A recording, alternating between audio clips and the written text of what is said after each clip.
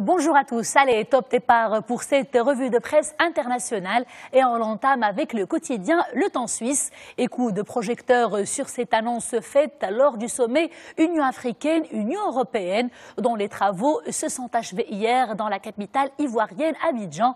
En effet, le quotidien nous apprend que les deux parties ainsi que l'ONU ont décidé de mettre en place un task force visant à démanteler les réseaux de passeurs et cela pour mettre un terme justement à l'esclavage en Libye.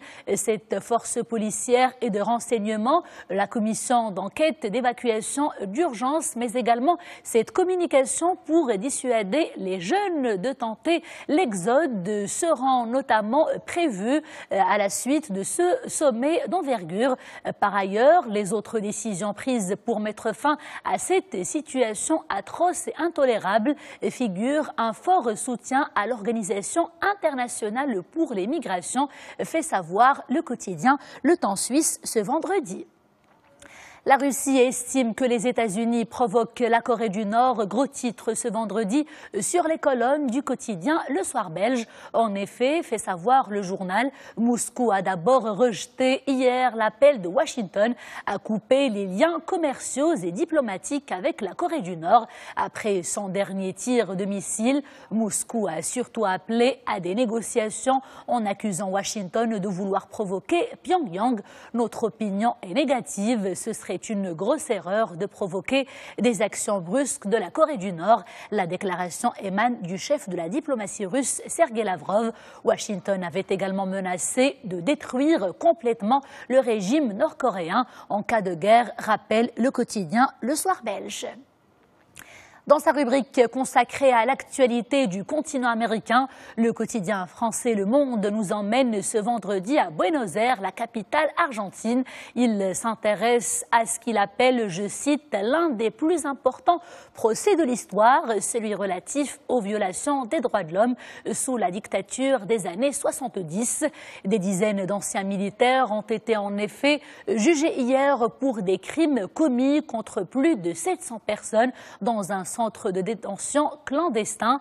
Les accusés d'anciens gradés de l'armée et des pilotes ont été presque tous condamnés à perpétuité. Justice a été donc rendue. En revanche, précise le quotidien français Le Monde, les prévenus ont respecté le pacte du silence qui semblait lier les anciens militaires. Aucune information permettant donc de retrouver les corps des disparus n'a été annoncée aux grandes dames des familles des victimes.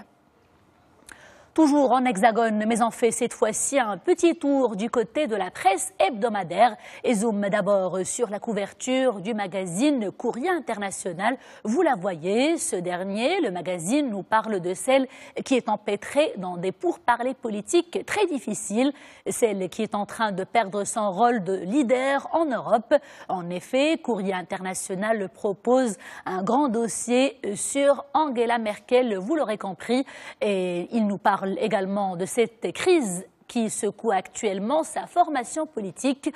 La formation politique d'Angela Merkel qui peine à trouver des alliés et donc à former un nouveau gouvernement, une nouvelle coalition gouvernementale.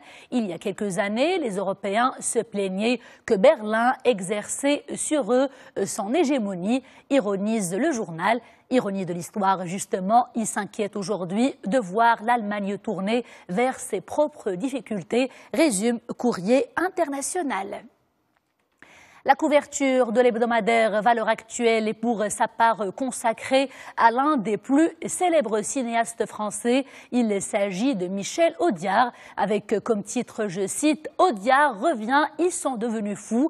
Le magazine nous propose en fait un échange venu d'outre-tombe. Il nous parle en effet cette semaine, il redonne vie plutôt à ce réalisateur au talent inégalable.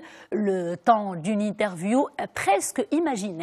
L'occasion de voir cette France de 2017 à travers son regard, le regard du réalisateur, mais également de retracer son parcours, ses idées et ses critiques acerbes de la société française. Bref, un dossier exceptionnel et qui suscite beaucoup d'intérêt. Merci de votre attention et à lundi.